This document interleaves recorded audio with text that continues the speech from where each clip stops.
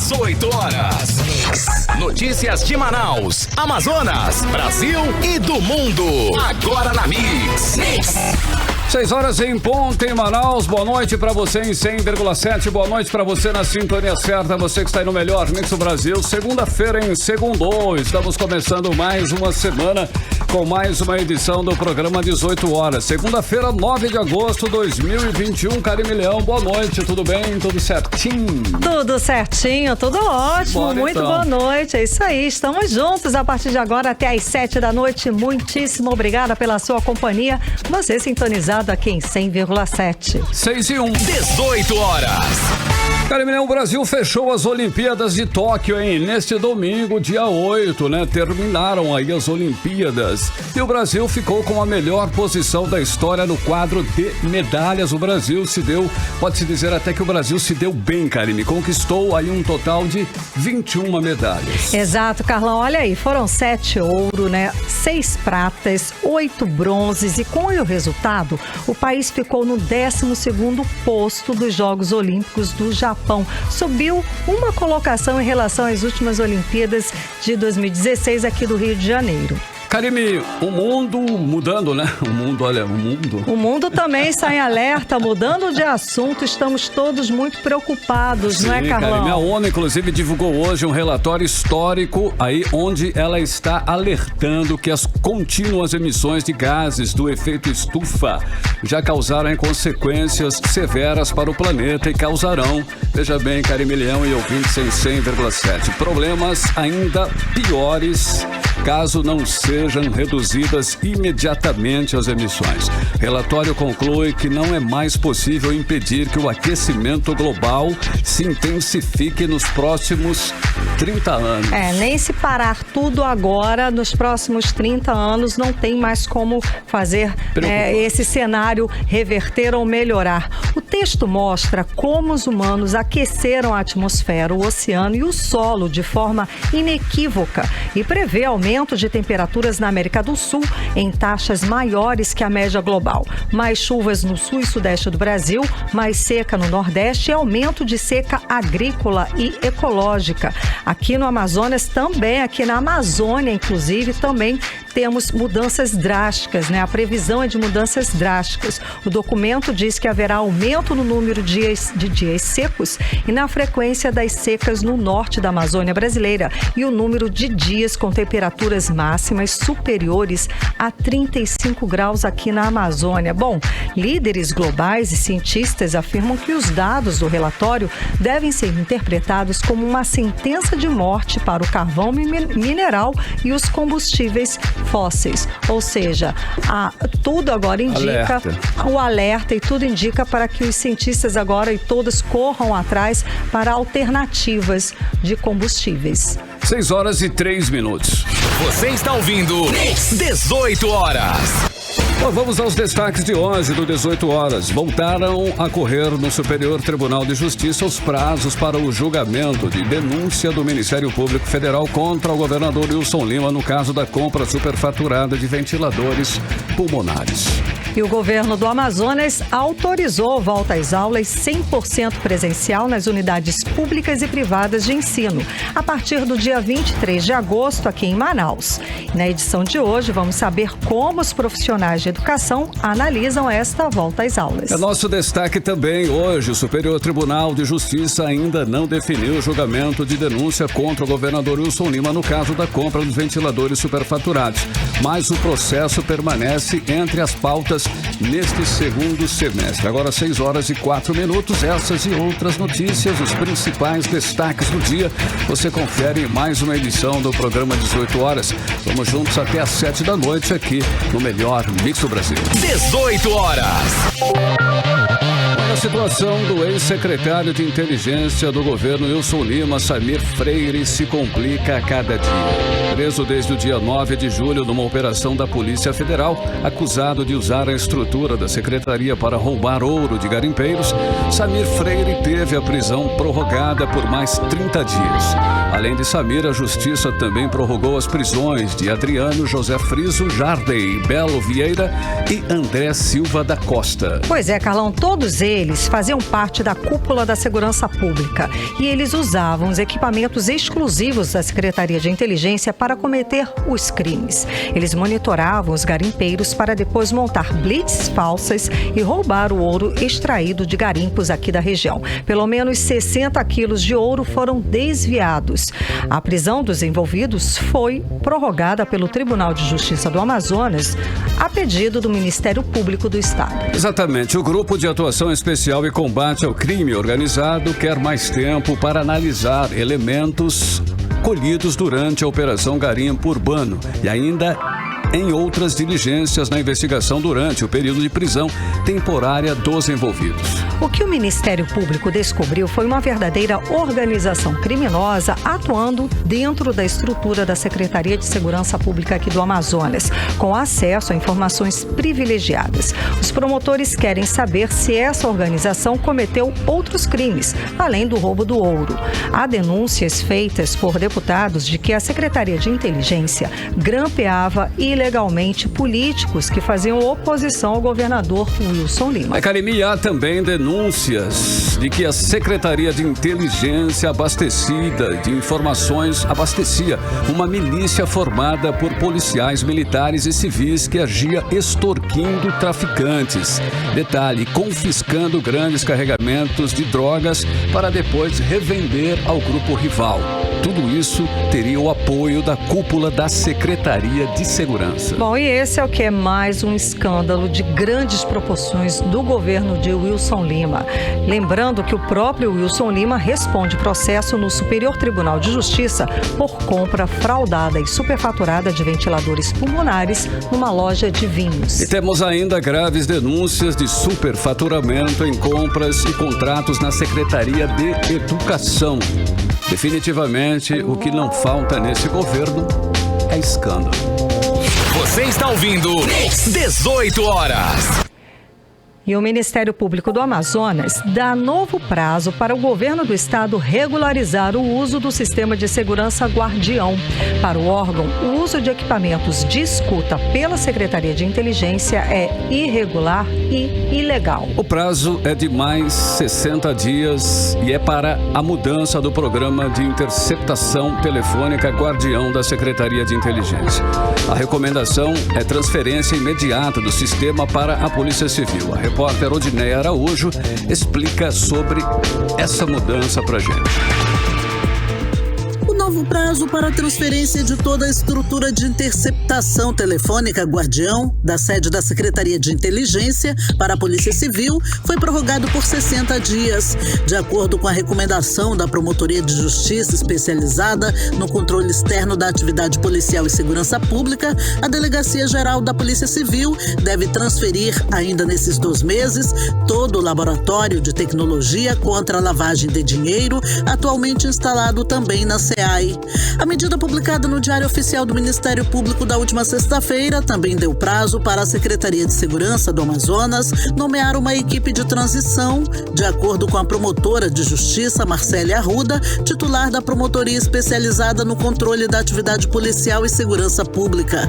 A recomendação do Ministério Público é no sentido de que apenas policiais civis, integrantes da estrutura interna da Polícia Civil e sob a supervisão da Delegada-Geral, possam estar dando cumprimento àquelas medidas de interceptações telefônicas em andamento e as que vierem a ser autorizadas judicialmente, saindo assim do controle dos servidores da Secretaria Executiva Adjunta de Inteligência.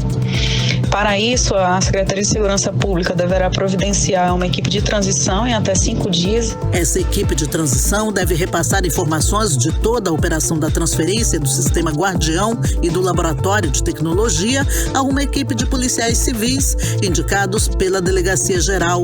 Segundo a promotora, essa equipe já está atuando na Secretaria de Inteligência e é a responsável pelo cumprimento das medidas cautelares de quebra de sigilo e de operação dos sistemas de equipamentos de escuta.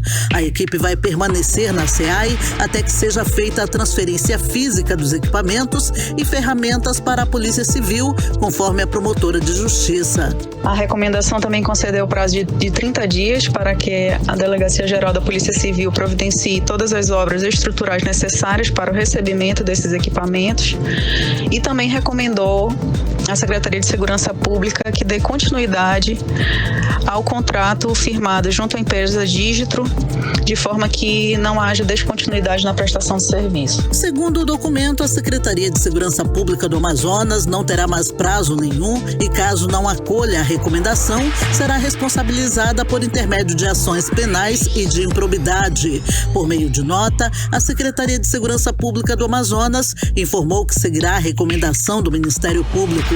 As medidas do Ministério Público fazem parte das investigações que levaram à prisão do ex-secretário de Inteligência, Samir Freire, durante a Operação Garimpo Urbano, no último dia 9 de julho. A operação foi para coibir a ação de agentes públicos ligados à cúpula da Secretaria de Segurança do Estado, que se utilizavam da estrutura de inteligência do governo do Amazonas e possivelmente do Sistema Guardião para fins ilícitos, como roubo de carga de ouro de garimpeiros. O Ministério Público também considera que a manipulação de dados sigilosos captados em interceptação telefônica por pessoas estranhas aos quadros de pessoal da Polícia Civil, Ministério Público e Poder Judiciário representa ingerência indevida da SEAI sobre a atividade desenvolvida pela Polícia Judiciária Amazonense. Odneia Araújo para o 18 horas. Você está ouvindo 18 horas. Olha, o Superior Tribunal de Justiça ainda não definiu o julgamento de denúncia contra o governador Wilson Lima, no caso da compra dos ventiladores superfaturados, mas o processo permanece entre as pautas neste segundo semestre. E depois de marcar por 2 vezes, o julgamento foi adiado porque a Polícia Federal encaminhou novos documentos de investigação contra o governador do Amazonas e outras 17 pessoas. O Superior Tribunal de Justiça deu novo prazo para a defesa se manifestar. A repórter Odneia Araújo volta para explicar os detalhes sobre esse caso para a gente. Vamos acompanhar. Após marcar e desmarcar por 2 vezes, o Superior Tribunal de Justiça prevê para esse segundo semestre o recebimento de denúncia contra o governador do Amazonas, Wilson Lima, por suspeita de ter desviado recursos públicos ao comprar ventiladores pulmonares de 2 empresas que não eram do ramo, uma delas uma loja especializada em vinhos. O caso de ação criminal envolvendo autoridades com foro por prerrogativa de função é considerado de grande repercussão. Ainda sem data prevista, a Corte Especial vai analisar o recebimento de denúncia contra o governador do Amazonas, Wilson Lima, o vice-governador Carlos Almeida e mais 16 servidores do alto escalão da Secretaria de Saúde do Amazonas por supostamente terem desviado dinheiro público na compra de 28 ventiladores inadequados para pacientes de Covid-19. Os fatos ocorreram no contexto do combate à pandemia da Covid no Amazonas. O Ministério Público Federal denunciou o governador e os demais, entre outros crimes, por peculato, já que teria atuado para desviar dinheiro público em favor de empresas. O relator da ação penal, que tramita em segredo, é o ministro Francisco Falcão.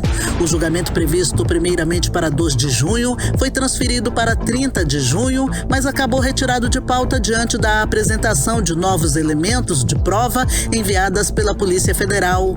Os advogados dos acusados pediram para a renovação do prazo de manifestação diante desses novos indícios.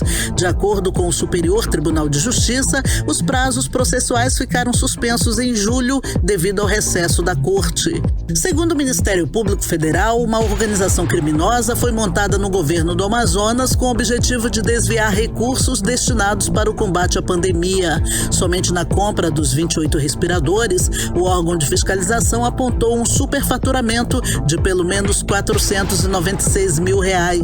Na recomendação da Procuradoria-Geral da República, feito no dia 26 de abril ao STJ, há pedido para que Wilson Lima perca o cargo de governador, além de pagar indenização por danos morais coletivos. Se a denúncia for aceita, o governador Wilson Lima, o vice Carlos Almeida e as outras 16 pessoas se tornam réus. Odineia Araújo para o 18 horas.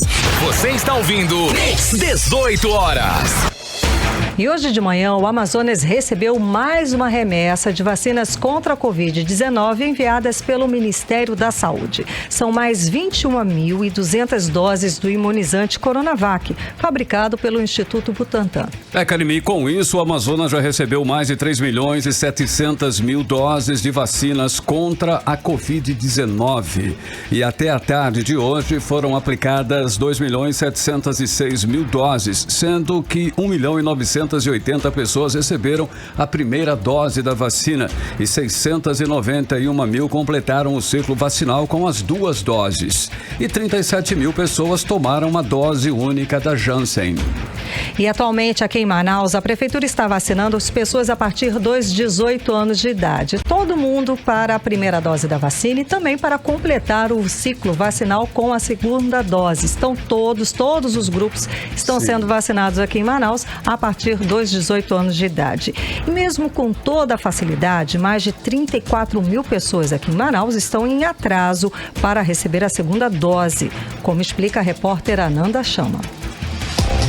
Em uma semana de 20.000, sobe para 34.975 os números de pessoas que ainda não tomaram a segunda dose da vacina contra a Covid-19. É o que apontam os dados informados pela Secretaria Municipal de Saúde em Manaus, Ciência. 19.020 pessoas não retornaram para tomar a segunda dose da Coronavac. 15.384 pessoas não retornaram para tomar a segunda dose da AstraZeneca e 571 pessoas não retornaram para tomar a segunda dose da Pfizer.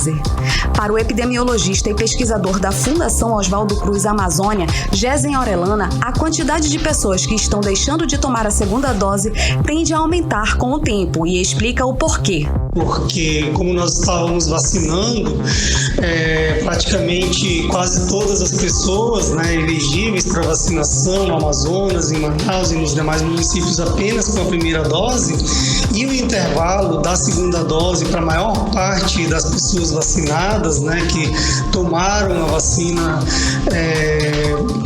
da Oxford AstraZeneca ou da Pfizer BioNTech, elas têm um intervalo longo entre a primeira e a segunda dose, Então não havia como descobrir a quantidade de pessoas atrasadas antes que se tivesse a possibilidade de oferecer vacina para essas pessoas dentro do prazo longo do governo federal, para administrar a segunda dose. Gésen também fala que os efeitos benéficos máximo da vacina só é completo 14 dias depois que você toma a segunda dose e fala da baixa adesão de vacina. Essa baixa adesão, das pessoas para a segunda dose é algo que lamentavelmente é esperado, Nós não temos nenhum tipo de esforço do governo federal, do Programa Nacional de Imunizações, pelo menos algo contundente, do Programa Municipal de Imunizações nos municípios, incentivando a população, criando estratégias, que sejam capazes de trazer os vacinados, com a primeira dose para as unidades de saúde tomarem a segunda dose. Então, na realidade, estavam muito preocupados, muito mais com o populismo sanitário, com a distribuição de vacinas para a população e menos preocupados com a completude do esquema. O epidemiologista destaca que deixar de tomar a segunda dose pode abrir uma oportunidade para novas variantes como a Delta. Nós estamos abrindo uma janela de oportunidades extremamente perigosa para variantes de preocupação como a variante Delta, por exemplo. Nós já sabemos que tem alguns estudos mostrando que esquemas incompletos, ou seja, somente com a primeira dose, seja da vacina Pfizer-BioNTech e principalmente da vacina da Oxford-AstraZeneca, eles costumam ter uma performance, né? Essas vacinas costumam ter uma performance, uma efetividade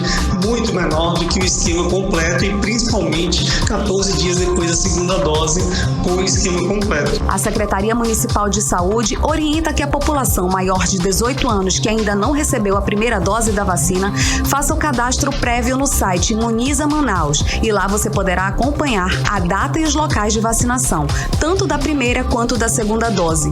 Ananda chama para o 18 horas.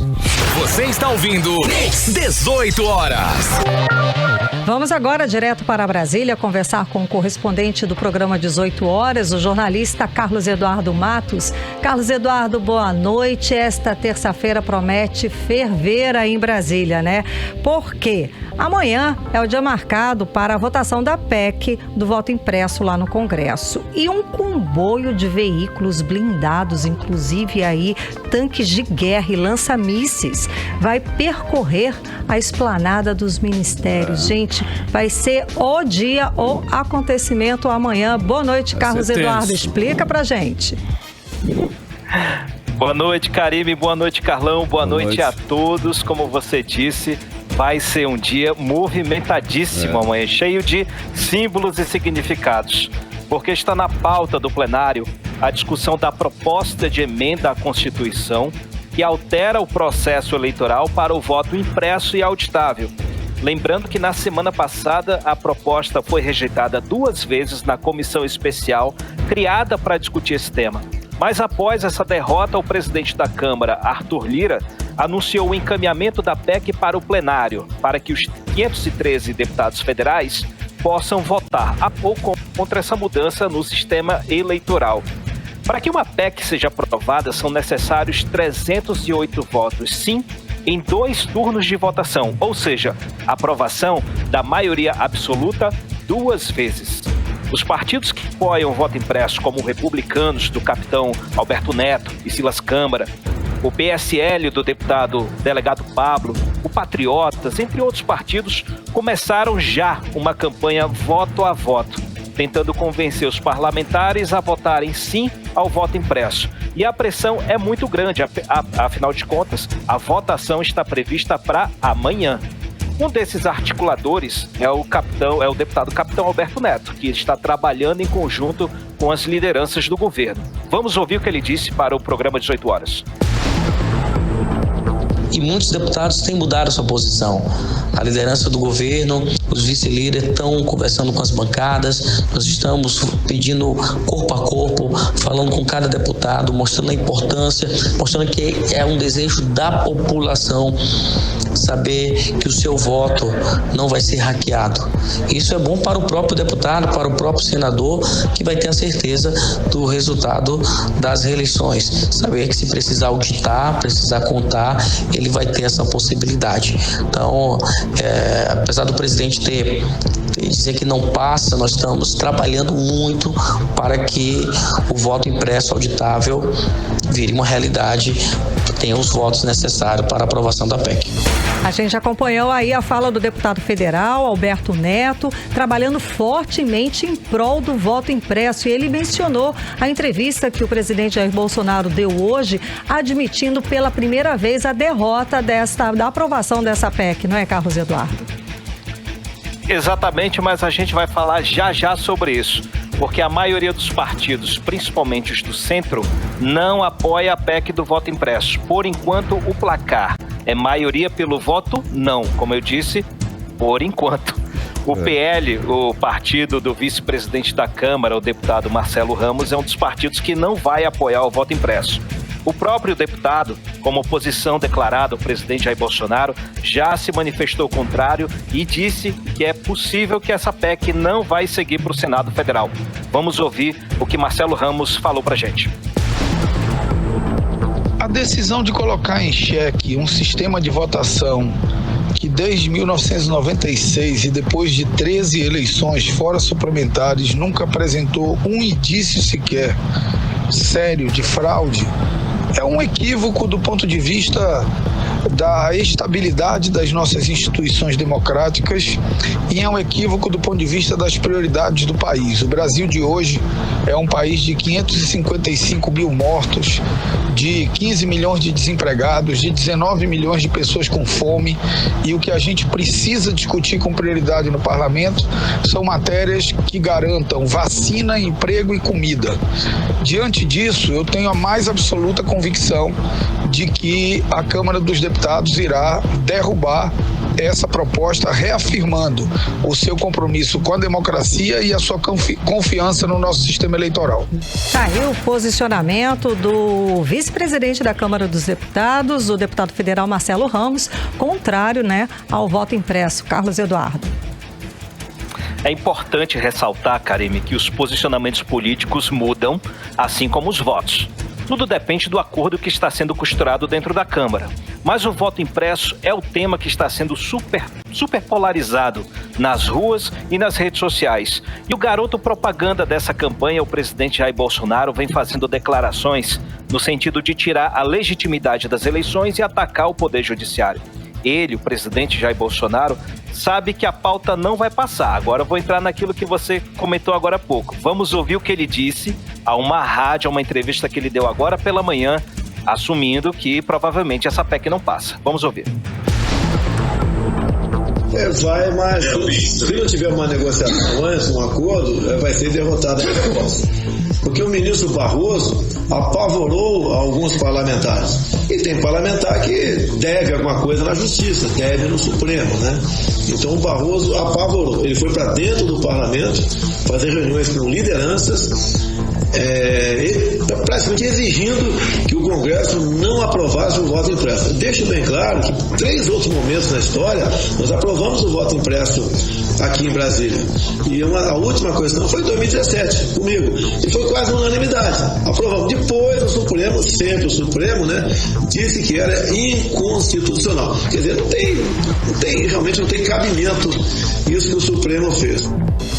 Aí agora a gente acompanhou a fala do presidente Jair Bolsonaro durante uma entrevista em que ele admitiu pela primeira vez uma possível derrota dessa PEC e que foi mencionada antes na fala que a gente acompanhou do capitão Alberto Neto. Carlos Eduardo, ele já está meio que, já sabia que a gente não ia ganhar. São 308 votos. É difícil. E ainda mais em 2 turnos, tudo pode mudar, tudo depende do acordo. E como eu falei, essa pauta está super polarizada. Então os parlamentares costumam não atender a essas polarizações e atender a acordos políticos. E a gente sabe que a bancada bolsonarista não costuma negociar, elas querem impor. Então vai ser difícil difícil prever como vai ser essa votação. Mas o presidente Jair Bolsonaro praticamente sabe, porque vai ser extenso e muito longo. Até porque amanhã, Karime, vai ser um dia, como você falou, vai ser um dia difícil, polêmico, até porque vai ter um desfile militar, um pré-desfile militar, digamos assim, aqui em Brasília. Vai ter um desfile de carros blindados, como você falou, de armamentos e soldados, que vai acontecer amanhã pela manhã na esplanada dos ministérios, aqui pertinho. Não se trata de um desfile de 7 de setembro. Esses carros blindados da Marinha vão passar enfileirados em frente ao Palácio do Planalto para entregar um convite ao presidente Bolsonaro para ele participar de uma demonstração de força bélica em um campo de treinamento na cidade de Formosa, aqui pertinho de Brasília. Vários políticos e autoridades manifestaram repúdio imediato nas redes sociais.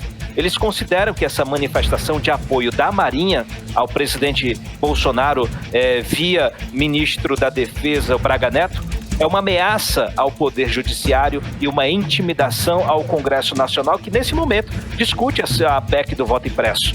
O presidente da Câmara, Arthur Lira, afirmou que a votação poderá ser adiada por causa dessa manifestação militar.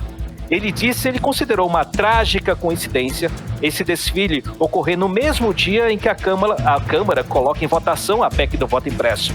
Por essa razão, amanhã ele vai consultar os líderes partidários sobre a possibilidade de adiar essa votação, ou para a noite, ou para quarta ou quinta-feira. Agora, Karime, hoje pela manhã, o presidente Jair Bolsonaro e o ministro Paulo Guedes apresentaram na Câmara uma medida provisória que vai reestruturar o programa Bolsa Família, que passa a ser chamado Auxílio Brasil.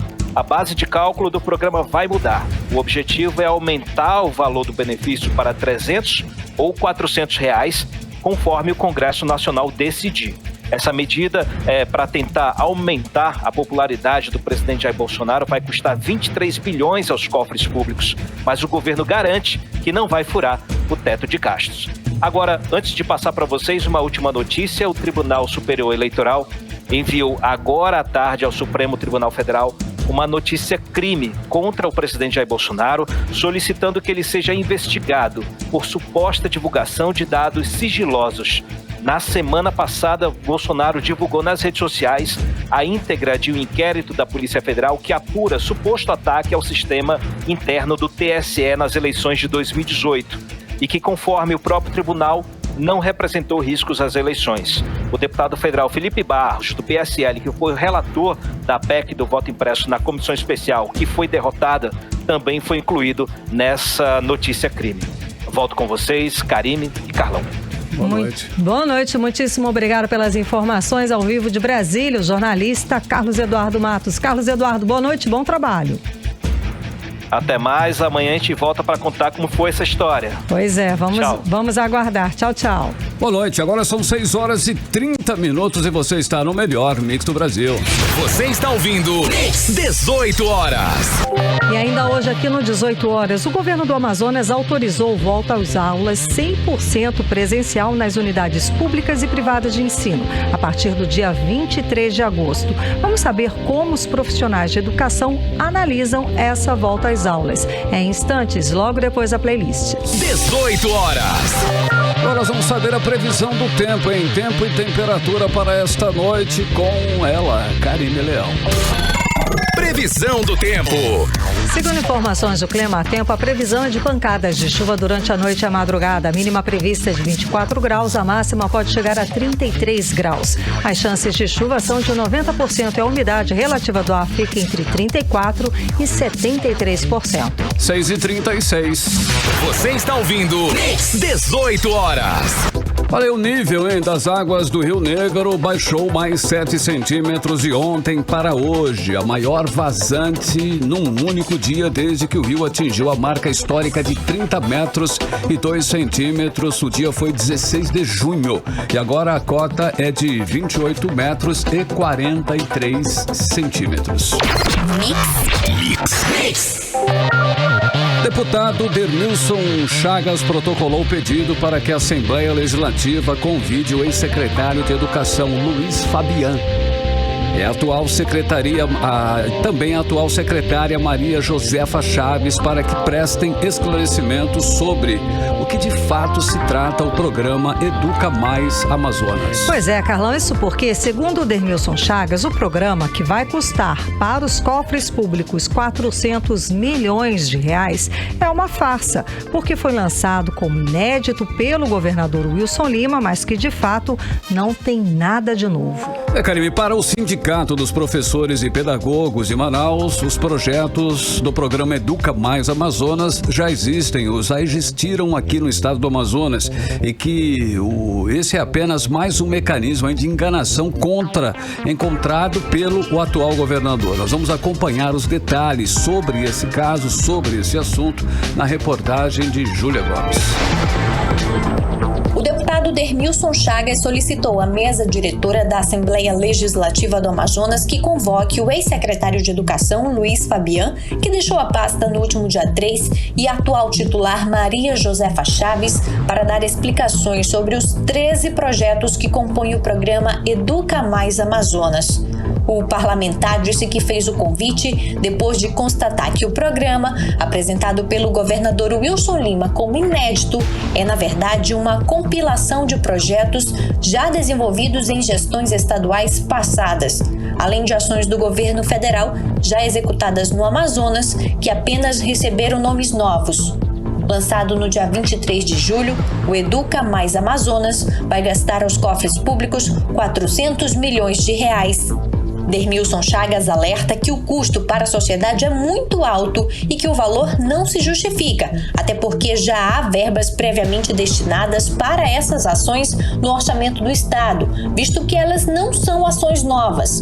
Nós estamos pedindo aqui à mesa que convide o ex-secretário Fabian e a atual secretária, acho que é Cuca, em que explique o que é esse programa Educa Mais Amazonas. Por quê?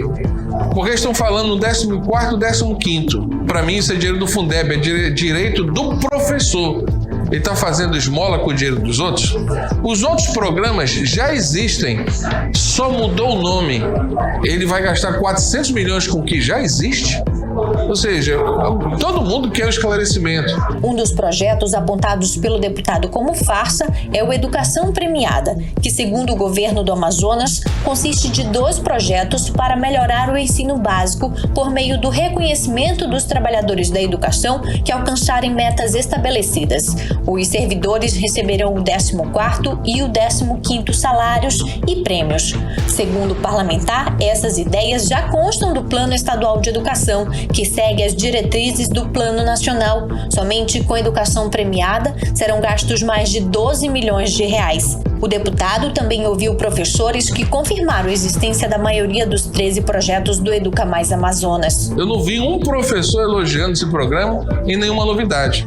Em vez dele falar de reajuste salarial, que seria uma novidade, ele simplesmente falou em 14º, 15º, que o Eduardo Braga, lá atrás, como governador, já pagou isso, e muitos programas também são dos governos passados.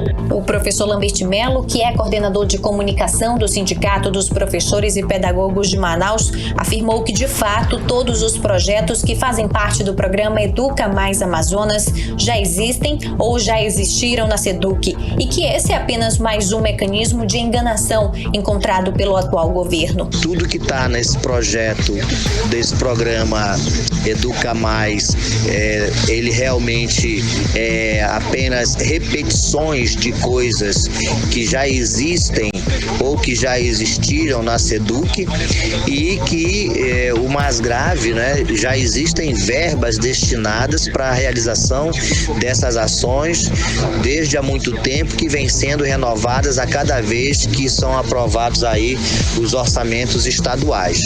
Então, realmente, esse acréscimo que vai ser feito aí de 400 milhões, nós precisamos realmente saber, primeiro, de onde que ele vai sair e por que ele precisa ser utilizado, se já existem verbas orçamentárias para a execução da maioria destas ações. Nós entendemos que é realmente uma grande enganação e que isso tudo deveria estar sendo primeiramente discutido e debatido com a categoria dos professores, com os trabalhadores da educação, antes de estarem sendo colocados no papel e antes de estarem sendo aportado verbas públicas para suas execuções. Porque sim, os professores e os trabalhadores da educação é que sabem quais são as ações que são necessárias e que resultarão na melhoria da qualidade do ensino e também na sua própria valorização. O 18 Horas questionou o governo do estado por meio da Secretaria de Estado da Educação sobre a acusação do deputado, mas até o fechamento da reportagem eles não enviaram resposta. Júlia Gomes para o 18 Horas. 18 horas. E urgente, o Superior Tribunal de Justiça agendou para 20 de setembro uma sessão extraordinária para julgar se o governador do Amazonas, Wilson Lima, deve ou não virar réu por fraudes na compra de insumos durante a pandemia. A informação é do Valor Econômico. O ministro Francisco Falcão, relator do processo, enviou um ofício ao presidente da Corte, Humberto Martins, pedindo a convocação da sessão especial diante da multiplicidade de denunciados. Martins já teria acolhido a sugestão e agora intimará os denunciados e o Ministério Público Federal sobre a data. 6h43, boa noite. Você está ouvindo 18 horas. Entrevista do dia. E o Comitê Intersetorial de Enfrentamento à Covid-19 do Governo do Amazonas decidiu manter a restrição de circulação de pessoas entre 1 até as 5 da manhã pelos próximos 15 dias.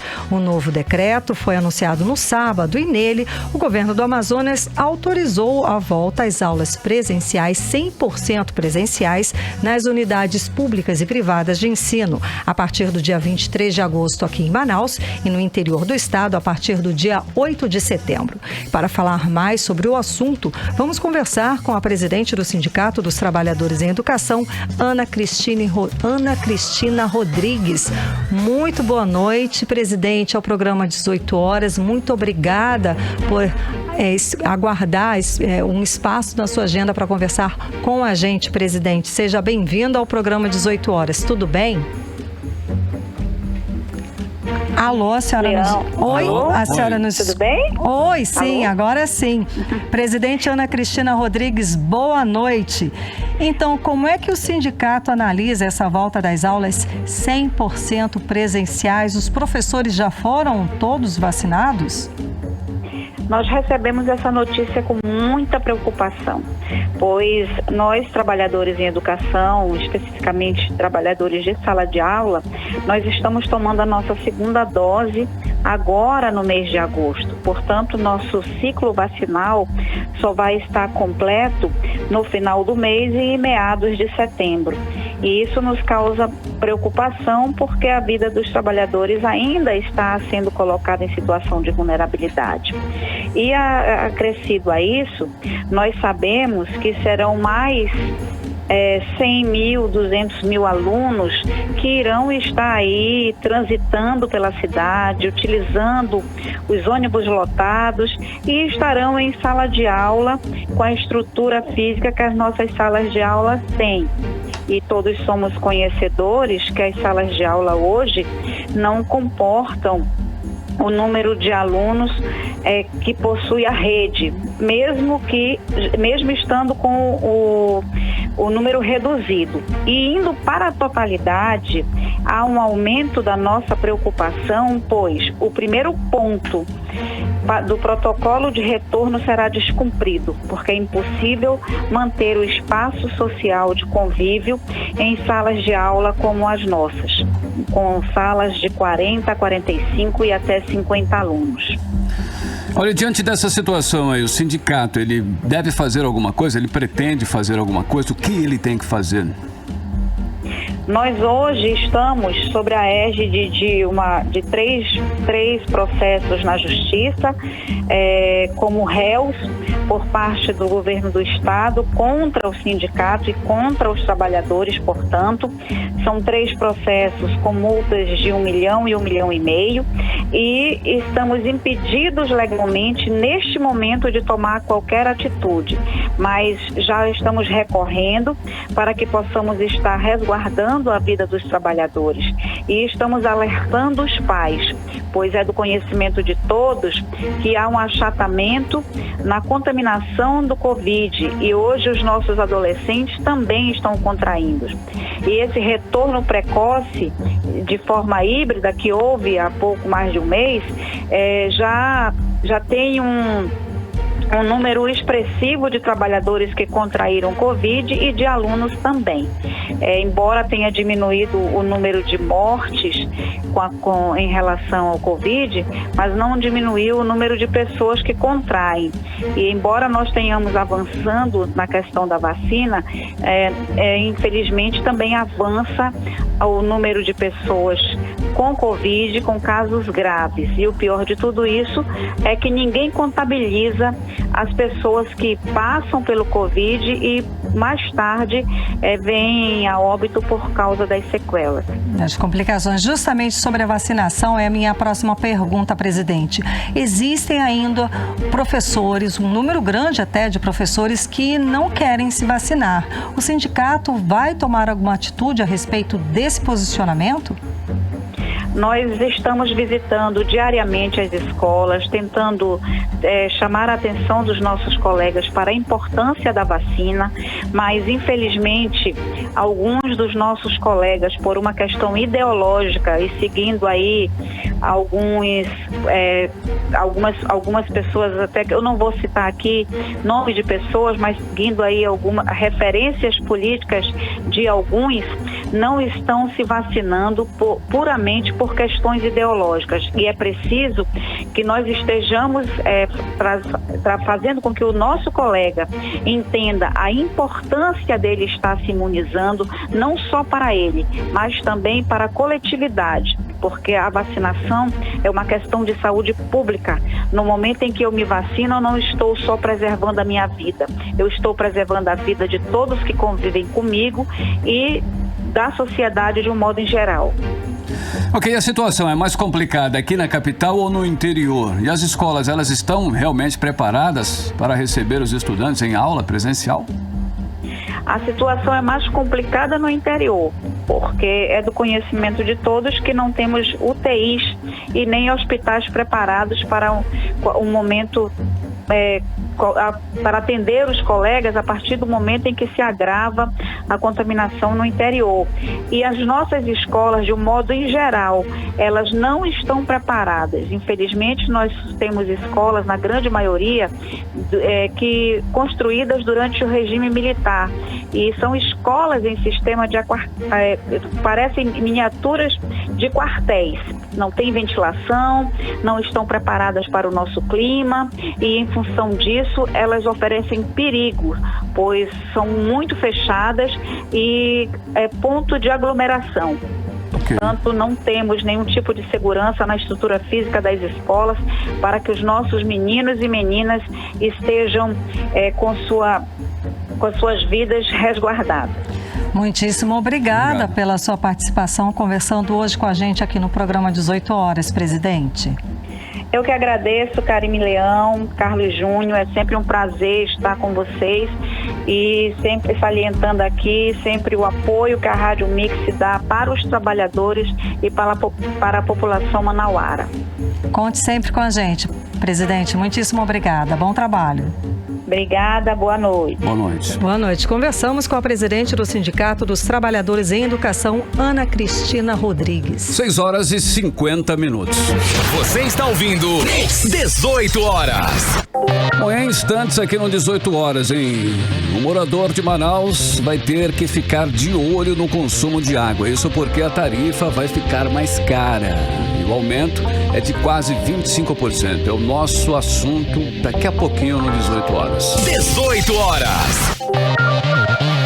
Bom, agora nós vamos aos indicadores econômicos. O dólar fechou em alta de mais 0,21%, cotado agora a R$ 5,24. O euro fechou o dia em menos 0,02%, cotado a R$ 6,15. E o Bitcoin fechou em mais 5,96%, cotado a R$ 242.397. E o Ibovespa, o principal índice da Bolsa de Valores brasileira, fechou em alta 0,97%. aos 122.810 pontos. E o mercado financeiro sobe estimativa de inflação para 6,88% em 2021 e vê alta maior no juro. A expectativa de expansão do PIB permaneceu estável em 5,3% para este ano de 2021. As previsões fazem parte do relatório Focus, divulgado hoje pelo Banco Central. E vem aumento de tarifa por aí, gente. O morador de Manaus vai ter que ficar de olho no consumo de água. Isso porque a tarifa vai ficar mais cara. A conta de água vai aumentar quase 25%. Que a Justiça negou o pedido da Prefeitura de Manaus para impedir que a concessionária Águas de Manaus reajustasse aí o valor já a partir deste mês. Mais detalhes nós vamos conferir na reportagem de Júlia Gomes. E parece que entre o impasse da Prefeitura e a empresa Águas de Manaus, o consumidor é quem vai sair penalizado. Isso porque a Justiça negou o pedido da Prefeitura de Manaus para impedir o reajuste de 24,5% da tarifa já a partir do dia 22 deste mês. A decisão em caráter liminar é do juiz César Luiz Bandeira, da 5ª Vara da Fazenda Pública de Manaus. O magistrado atribuiu a responsabilidade pelo aumento repentino à Prefeitura, visto que mesmo sabendo que havia cláusula no contrato que permitia o reajuste e tendo ciência de que a concessionária já havia feito o primeiro pedido, que foi negado em novembro de 2020, a gestão municipal não adotou qualquer medida para solucionar a questão e sugeriu que a Prefeitura faça acordo com a concessionária. A Justiça Águas de Manaus disse que, depois de ter o pedido negado pela Prefeitura, apresentou propostas para aplicação gradual do reajuste tarifário, mas que não teve resposta do município. Em nota ao 18 horas, a Prefeitura de Manaus, por meio da Procuradoria-Geral do município, informou apenas que pretende recorrer da decisão ao Tribunal de Justiça do Estado do Amazonas. A Prefeitura buscou a Justiça depois de recusar pela 2ª vez no mês passado o pedido da concessionária para aumentar o valor da tarifa de água na capital em 24,5%, por considerar o reajuste inapropriado para o momento, visto que a população e o comércio local ainda sofrem com os reflexos da pandemia. Procurados pela reportagem, Águas de Manaus disse que reafirma que segue totalmente aberta e flexível ao diálogo com o poder concedente, ou seja, a Prefeitura de Manaus, em busca de uma solução para a questão. A empresa reforça que a correção anual de tarifas visa apenas manter a atualização monetária e não representa ganhos para a concessionária e que a publicação dela é apenas um rito contratual. A Águas de Manaus informou também que os investimentos e custos operacionais da empresa e com pessoal são pagos pelas tarifas e que a empresa sofreu fortes impactos financeiros com energia elétrica e aumento de diversos materiais necessários nos serviços e que a atualização monetária anual é essencial para que esse trabalho continue sendo executado. Júlia Gomes para o 18 horas. 18 horas. 6 horas e 59 minutos. Agora nós vamos atualizar os números da Covid-19 aqui no Amazonas e no Brasil com Karime Leão. E o Boletim Diário Covid-19 traz o diagnóstico de 294 novos casos, totalizando para 419.744 o total de casos de Covid-19 no estado do Amazonas. Ainda de acordo com o boletim, foram confirmadas 7 mortes pela doença, elevando para 13.591 total de mortes no estado do Amazonas e no Brasil. De acordo com informações do Ministério da Saúde, o país totaliza hoje 20.200.000 pessoas testadas positiva para a Covid-19, com 563 mil mortes. O país também soma pelo menos 19 milhões de pessoas recuperadas da doença. Agora, 6 horas e 59 minutos. Seguimos direto para o Editorial 18 horas. Editorial 18 horas. O Dia Internacional dos Povos Indígenas, comemorado hoje, dia 9 de outubro, é uma data que busca valorizar as diferentes culturas e etnias que existem ao redor do mundo. Nos chama a refletir sobre a urgência em combater o preconceito e o racismo contra todos os povos originários. Criada em 1995 pela Organização das Nações Unidas, a data mostra que é necessário ampliar a consciência sobre os povos indígenas para além de um dia específico. É preciso dar destaque para o assunto, principalmente em escolas e espaços culturais. É preciso educar contra a violência e o preconceito. Segundo dados do Conselho Indigenista Missionário, o Brasil registrou em 2019 um aumento de 150% nos casos de violência diversas cometidas contra povos indígenas. Muitos dos costumes e crenças que temos hoje são herança direta dos povos indígenas. Eles formam nossa cultura e nossa história. Defender os indígenas é também defender a nós mesmos, nossos antepassados e também o nosso futuro. 18 horas. Finalizando assim mais uma edição do 18 horas. Karime Leão, boa noite. Boa noite, gente. Um beijo, obrigada pela companhia. Até amanhã. 19 horas em ponto em Manaus e até amanhã. Você ouviu 18 horas. As notícias do Brasil e do mundo. De volta amanhã.